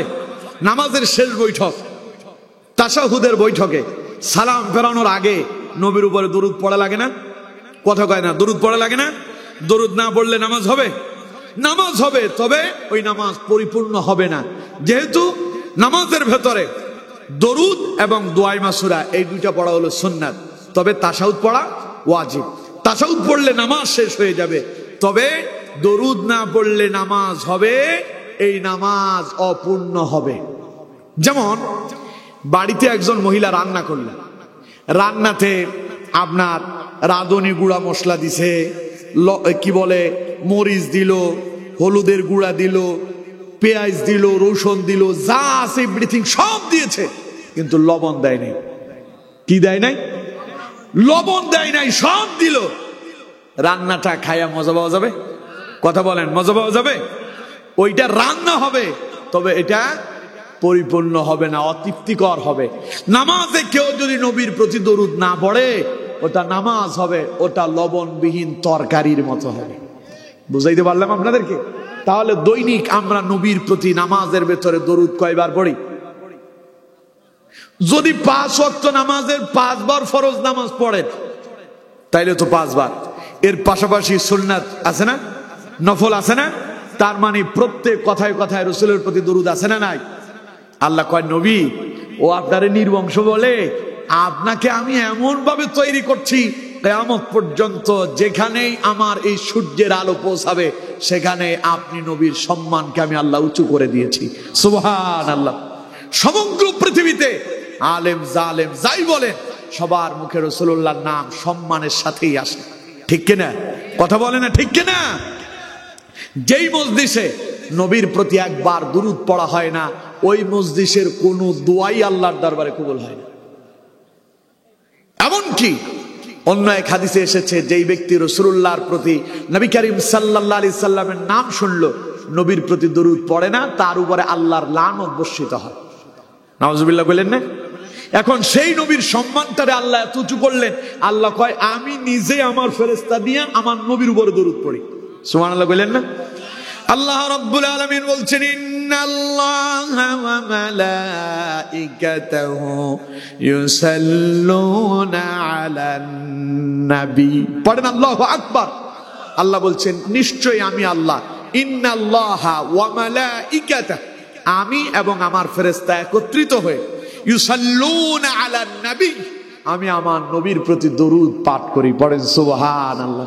ইয়া আইয়ুহাল্লাযীনা আমানু, হে মুমিনেরা, হে বিশ্বাসীরা, সাল্লু আলাইহি ওয়া সাল্লিমু তাসলিমা, তোমরাও আমার প্রতি আমার নবীর প্রতি দুরূদ এবং সালাম পেশ করো। পড়েন সুবহানাল্লাহ। সুতরাং আমার বন্ধুগণ, তাইলে কোন তো নবীর মর্যাদা আল্লাহ কমায় দিল না বাড়ায় দিল? নবীর নামে নাম এরকম আছে না নাই? আমাদের বাংলাদেশের মুসলমানদের সবার নামের শুরুতে মুহাম্মদ আছে না? মুহাম্মদটা কেন? মুহাম্মদ হলো রাসূলুল্লাহর নামের সাথে নামটাকে সম্পৃক্ত করে বরকতের জন্য নেয়া। কিসের জন্য? বরকতের জন্য। কারণ নবী করিম সাল্লাল্লাহু আলাইহি সাল্লামের একটি হাদিস আছে, রাসূলুল্লাহ বলেছেন তোমরা তোমাদের সন্তানদের নামগুলো নবীদের নামে নামকরণ করো, অথবা আল্লাহর কাছে পছন্দনীয় নাম হলো দুইটা, একটা আব্দুল্লাহ একটা আব্দুর রহমান, এগুলো রাখো, অথবা ইসলামিক নাম রাখো। তাহলে নবীদের নামে নামকরণ করার জন্য রাসূলুল্লাহ নিজেই বলেছেন, কারণ কিয়ামতের দিন আল্লাহ নবীদেরকে সম্মানিত করবেন, নবীদের নামে নামকরণ করা হলে তাদেরকে আল্লাহ সম্মানিত করবেন। সুবহানাল্লাহ বলেন না? এর জন্য আমাদের সবার নামের সাথে মুহাম্মদ নামটাকে রাসূলুল্লাহর সেই নামের হাদিসের সাথে সম্পৃক্ত করে বরকতের জন্য আমরা এটাকে ব্যবহার করেছি। পড়েন সুবহানাল্লাহ। তাহলে কোন তো নবীর কি আলো ডুবে গেল? কথা কয় না, আলো ডুবে গেল? নবীর নাম আছে না নাই? কিন্তু সেই আবু জাহেল, আবু লাহাব, উতবা, সাইবা, মুগিরা, এদের নামে কোনো মানুষ আছে? কথা বলেন না কেন আছে? আবু জাহেল নামে কেউ আছে নাকি? আচ্ছা, আপনারে 1 কোটি টাকা দেওয়া হবে, আপনি আপনার ছেলের নাম আবু জাহেল রাখবেন? আবু লাহাব রাখবেন? উতবা রাখবেন? কে রাখবেন না কে?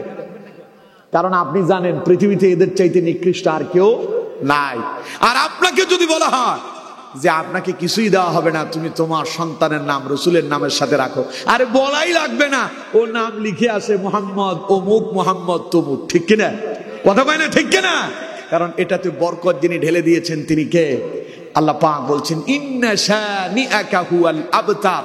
হে নবী, যারা আপনাকে নির্বংশ বলে তারাই নির্বংশ, বরং আমি আল্লাহ পাক আপনার সম্মান আর ইজ্জত এত বাড়ায়া দিলাম, যতদিন এই পৃথিবী টিকে থাকবে ততদিন আপনার নামও থাকবে। সুবহানাল্লাহ। আল্লাহ রাব্বুল আলামিন বলছেন নবী, तमाम পৃথিবীর সব জায়গার জন্য আমি আল্লাহ হলাম আলহামদুলিল্লাহি রাব্বিল আলামিন। तमाम পৃথিবীর সব মানুষের জন্য আমি আল্লাহ হলাম রব। আর আপনি तमाम পৃথিবীর সব জায়গায় যেখানে আমি আল্লাহ রব, সেখানে আপনি ওয়ামা আরসালনাকা ইল্লা রাহমাতাল লিল আলামিন। পড়েন আল্লাহু আকবার। যেখানে আমি আল্লাহ রব সেখানে আপনি নবী রহমত। সুবহানাল্লাহ বলেন না? যেখানে আমি রব সেখানে আপনি রহমত। সুতরাং আমার বন্ধুগণ, নবীর এই মর্যাদা যিনি উঁচু করলেন তিনি কে? চিল্লায় বলতে হবে তিনি কে? তাহলে নবীকে আল্লাহ পাক বললেন, নবী আপনাকে কাউসার দিলাম, এখন কাজ হলো দুইটা। 1 নাম্বার নামাজ আদায় করতে হবে, 2 নাম্বার আল্লাহর রাস্তায় কোরবানি করতে হবে। আর শেষে আল্লাহ পাক বললেন, যারা আপনারে নির্বংশ বলল তাদেরকে আমি নির্বংশ করে দিয়েছি। ওদের নাম আর কেউ সম্মানের সাথে নেবে না, বরং নিলেই তাদের জন্য বদদোয়া করবে। আবু জাহেলের নাম কেউ সম্মানের সাথে নেয়? ওর নাম শুনলে কেউ কি সম্মান দেখায়? আর নবীর নাম শুনলে সম্মান আছে না নাই? পড়েন আলহামদুলিল্লাহ, আরো জোরে পড়েন আলহামদুলিল্লাহ। আরে নবীর অনুসরণ করে যারা, নবীর সুন্নত আছে যাদের কাছে, তাদেরকে দেখলেও আপনারা সম্মান করেন, ঠিক কিনা? একজন মানুষের মুখে দাড়ি আছে, মাথায় টুপি আছে, গায়ে পাঞ্জাবি আছে, দেখলে আপনি অটোমেটিক তারে সালাম দেন, ঠিক কিনা? আরেকজন মানুষের মাথায় টুপি নাই, মুখে দাড়ি নাই, চুলগুলো রাখছে মনে হয় যে শয়তান। এরপরে জামা একটা গায়ে দিছে, কত জায়গা দিয়ে ছেড়ে বেড়া, চলাফেরা একদম দেখতে মনে হয় যে আবু জাহেলের অনুসারী। ওরে দেখলে লোকজন সালাম দেয় না গালি দেয়? খালি গালি দেয়। ওর বাপের শুদ্ধা বলে যে এই শয়তান এলো কোত্থেকে, ওর বাপ তো ভালো আছে, এই জালিম আইলো কোত্থেকে, ঠিক কিনা? কথা কয় না, ঠিক কিনা? আর আলেমদেরকে দেখলে, মাথায় টুপি দেখলেই অন্তর থেকে অটোমেটিক সালাম আসে। আমি আমার কথা বলি, আমরা যখন বাজার ঘাট করতে যাই, আমরা যখন কোনো মানুষের মাথায় টুপি দেখি, মুখে দাড়ি দেখি, ওর থেকে কিনি। কেন কিনি? আমার কাছে মনে হয় লোকটার কাছে রাসূলুল্লাহর সুন্নাত আছে, আমি যদি তার থেকে কিনি লোকটা উপকৃত হবে, তার প্রতি আমি উপকৃত করলাম, তাকে একটু সহযোগিতা করলাম, পাশাপাশি রাসূলুল্লাহর সুন্নাতের প্রতি আমি আন্তরিক হলাম, এই জন্য হয়তো আল্লাহ আমাকে বরকত দিতে পারে। এই জন্য আমরা মাথায় টুপি, মুখে দাড়ি, পাঞ্জাবি দেখলে অটোমেটিক সম্মান করি। ওর মুখে খালি দাড়ি আছে, মাথায় টুপি নাই, গায়ে প্যান্ট শার্ট পরা, ওই রকম লোকদেরকেও আমরা অটোমেটিক সম্মান করি, কারণ তার কাছে রাসূলুল্লাহর সুন্নাত আছে, ঠিক কিনা? কথা কয় না, ঠিক কিনা? আর যার কাছে আবু জাহেলের গুলো আছে, ওরে দেখলেই গালি দেয়।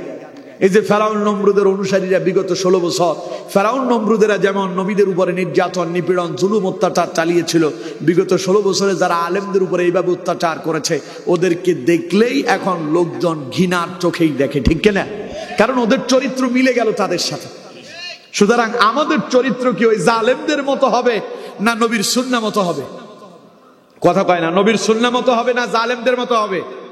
তাহলে নবীর সুন্নাহ মতো যদি জীবন যাপন করতে পারেন, কিয়ামতের কঠিন ময়দানে হাউজে কাউসারের পানি পান করতে পারবেন।